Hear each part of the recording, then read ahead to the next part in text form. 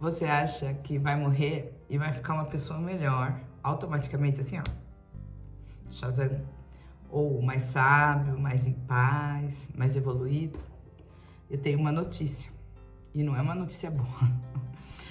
E André Luiz descobriu isso na prática, no plano espiritual, porque ele chegou lá e descobriu que tinha gente que morreu há muito mais anos que ele e continuava do mesmo jeito, preso na revolta, preso no desespero, no mesmo patamar que se encontrou quando estava lá no plano material. Olá, tudo bem? Meu nome é Ana Paula Gimenez e esse é o canal Espiritualidade na Real. Eu tô aqui hoje com o capítulo 3, A Casa Mental, do livro No Mundo Maior. Esse livro que foi publicado em 1947 e trata as questões da saúde mental. Se você não viu os outros capítulos ainda, dá tempo, são 2 vídeos. A ideia aqui é pegar esse conteúdo desse livro tão interessante, tão bacana e trazer ele para a nossa vida atual, para o dia a dia e aplicar esses ensinamentos para ter uma vida melhor. Vem comigo. Nós vamos continuar então vendo como é isso lá. A gente às vezes acha, né, que algumas religiões acreditam que vai ter o descanso eterno, mas infelizmente não é assim que acontece. Da mesma forma que a gente está aqui, a gente vai para o plano de lá. Por isso, é muito importante a gente cuidar da nossa mente, dos nossos pensamentos e sentimentos. E essa foi a coisa que André Luiz aprendeu lá. A morte não muda quem você é. A única coisa que vai mudar é o que você faz aqui hoje, é os seus comportamentos. E aí, não pode terceirizar a culpa, porque na verdade a gente não pode ter culpa, a gente tem que ter responsabilidade. Responsabilidades em agir sabendo que vamos colher tudo aquilo que nós plantarmos. André estava gostando daquele ambiente que ele estava vivendo na colônia espiritual. Ele se sentia acolhido, com carinho, sabe? O ambiente era saudável. Tinha muito trabalho, com certeza, mas também tinha vida social. Era intenso o seu relacionamento, ele estava sempre em lugares bonitos de conviver. E apesar do primeiro instante, né, do choque depois da morte, do desencarne, ele conseguia enxergar que a vida lá era melhor. Mas uma coisa que ele não conseguia entender é por que tinha tantos espíritos ainda presos à Terra. A maioria deles em condições rudimentares. A maioria só por desconhecimento. Como eram espíritos como crianças que precisavam aprender a andar, estavam caminhando. E não tinha maldade nisso, era só ignorância mesmo. Sem maldade nenhuma. Tinha também um grupo bem diferente que André chamava de gênios da sombra.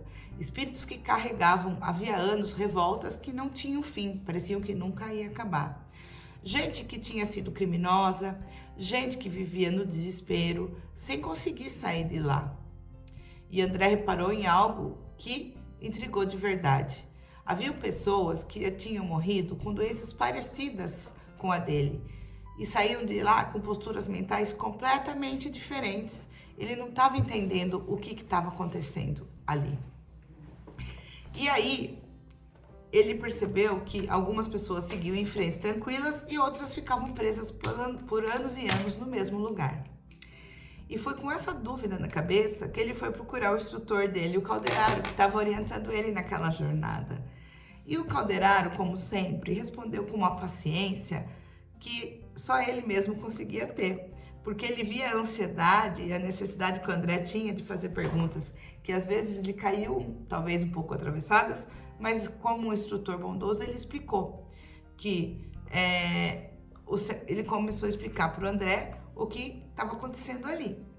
E aí ele convidou, no primeiro instante, para um conceito fundamental, que ele dizia o seguinte: antes de mais nada, a gente precisa mudar alguns pensamentos. E aí ele reforça que esses pensamentos, esse conceito é do próprio Jesus. Então, é importante deixar isso muito claro. E ele disse que nós devemos encarar a perversidade como loucura, a revolta como ignorância, o desespero como enfermidade. E isso, gente, não é desculpa para o erro, ele enfatizou. É outra forma de enxergar quem sofre. Porque às vezes a gente só critica, né? E a gente não consegue entender o que fez com que aquela pessoa chegasse naquele comportamento até ali. E foi importante essa explicação. E aí ele reforçava: isso não é desculpa para o erro, é uma forma de enxergar quem sofre, para conseguir ajudar de verdade, em vez de só julgar. Gente, Jesus é bom nisso, né? Ele sempre trabalhou nesse aspecto, que a gente tem que entender o outro. Porque quando a gente entende, a gente não precisa perdoar, a gente compreende, a gente sabe que a pessoa fez por conta daquela dor, daquela história de vida. E aí foi depois dessa conversa que o Calderaro levou o André para um hospital de doentes encarnados.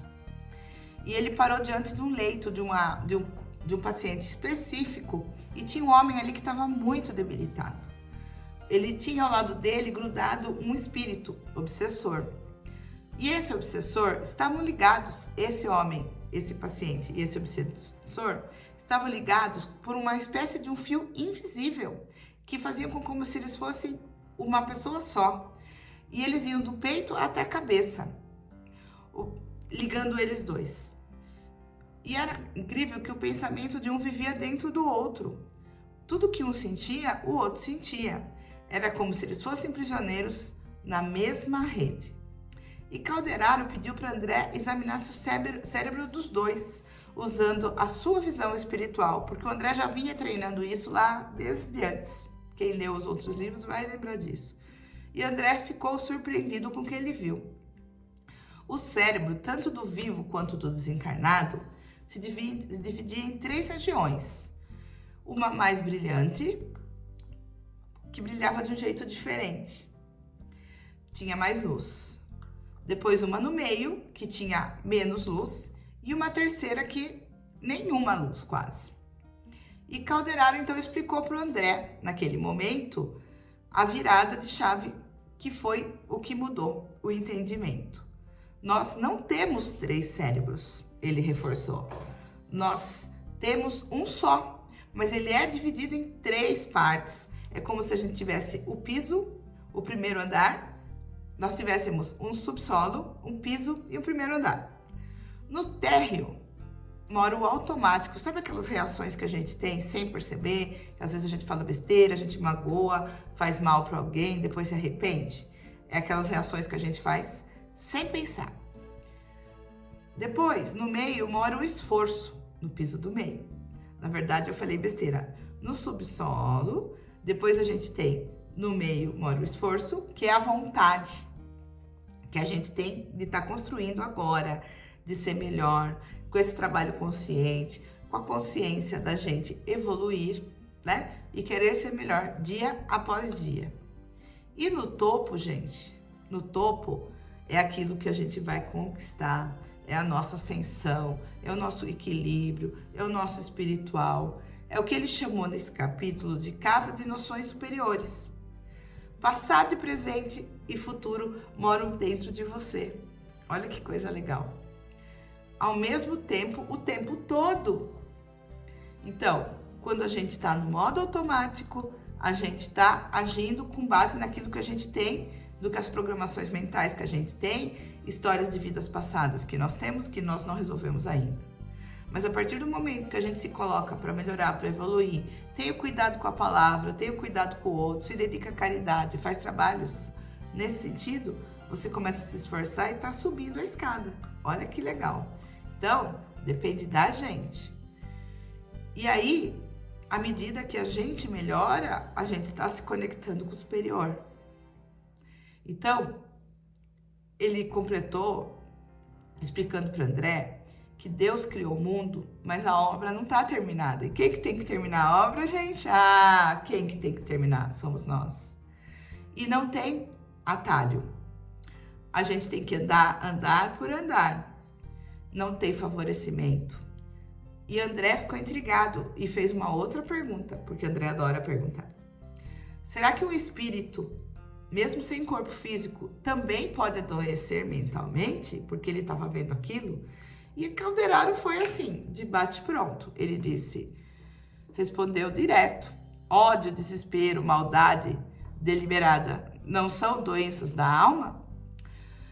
Só que sem raio-x para mostrar, sem exame que aponte a causa. E foi assim que ele derrubou uma crença bem comum que nós temos hoje, que é quem está vivo, só quem está vivo que pode enlouquecer. Só quem está vivo que pode ter alguma questão mental.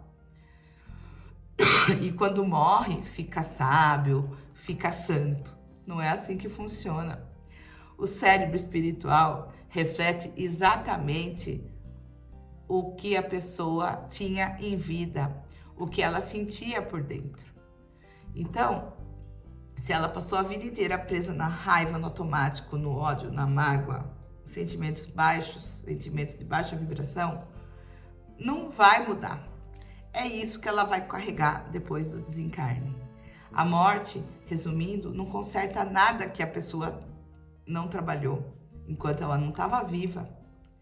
Gente, não tem mágica. Como diz uma professora minha, Regina Tavares, não tem coerção na espiritualidade. A gente tem que fazer o trabalho aqui agora. Agora. E a grande sacada desse capítulo é aquele entendimento que a perversidade é loucura, a revolta é ignorância, o desespero é doença. E não é culpa de ninguém. São pessoas que estiveram, espíritos que em algum momento tiveram situações que as tornaram assim.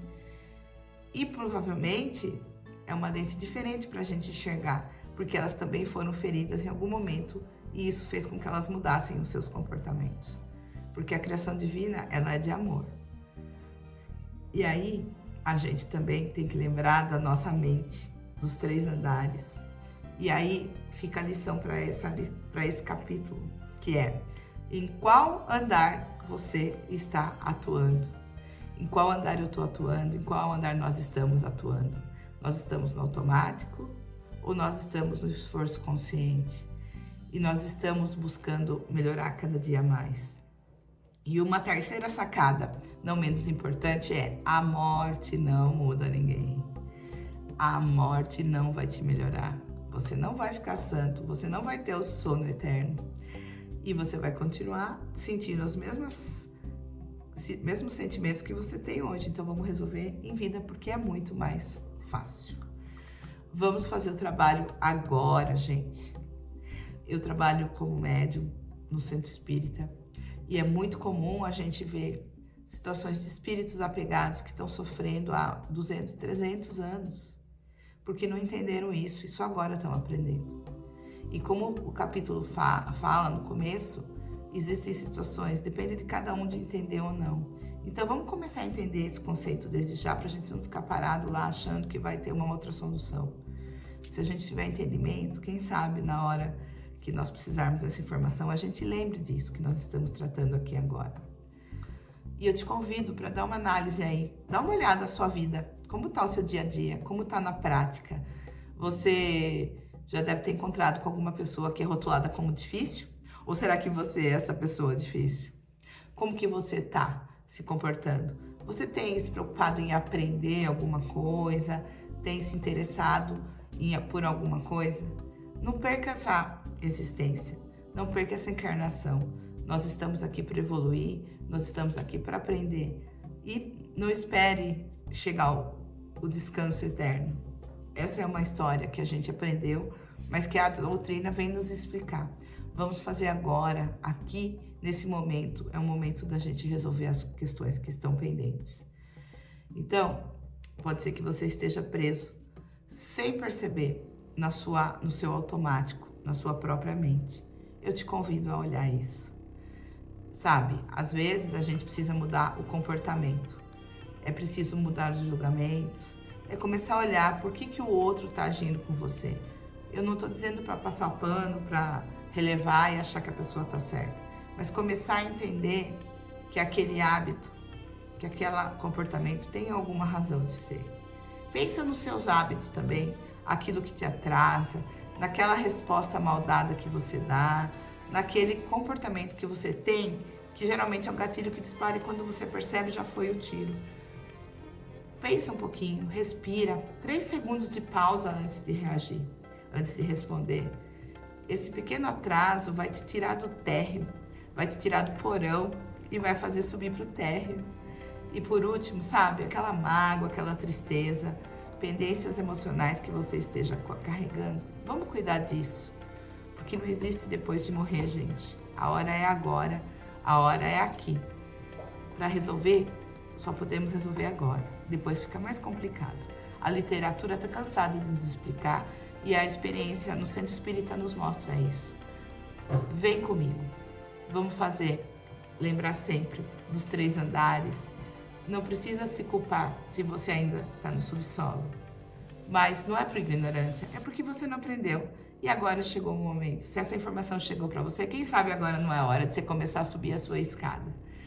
Suba um degrau todos os dias, todo santo dia. E você vai ver que sua jornada vai ser melhor. Que andar você tá? Você gostou desse vídeo? Se você gostou, deixa seu like. Se você não é inscrito, se inscreve no canal. Deixa lá nos comentários o que você achou, se você tá, como que tá a sua casa, em que andar você tá. E me fala se isso ecoou em você. E não perca o próximo capítulo, que nós vamos falar desse livro incrível, com mais lições para a gente aplicar no dia a dia, na nossa vida. E com certeza ter uma vida melhor, porque a missão do nosso canal é melhorar a nós mesmos e os nossos relacionamentos. Até mais. Até o próximo capítulo.